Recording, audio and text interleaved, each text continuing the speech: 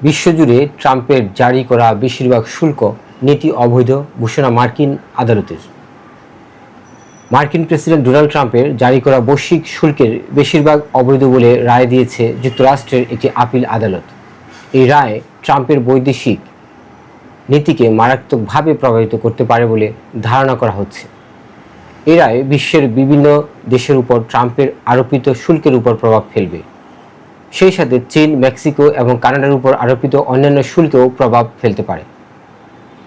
7-4 ভোটে দেওয়া এক রায়ে ইউএস ফেডারেল সার্কিট কোর্ট ট্রাম্পের যুক্তিকে প্রত্যাখ্যান করে বলেছে, জরুরি অর্থনৈতিক ক্ষমতা আইনের অধীনে এসব শুল্ক অনুমোদিত নয়, যে কারণে আদালত এই রায়কে আইনের পরিপন্থী ও অবৈধ বলে উল্লেখ করেছে।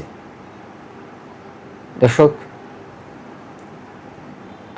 এই ছিল যে এই রায়ে 18 অক্টোবরের আগে কার্যকর হবে না, যাতে প্রশাসন চাইলে সুপ্রিম কোর্টে মামলাটি নেওয়ার জন্য আবেদন করার সময় থাকে।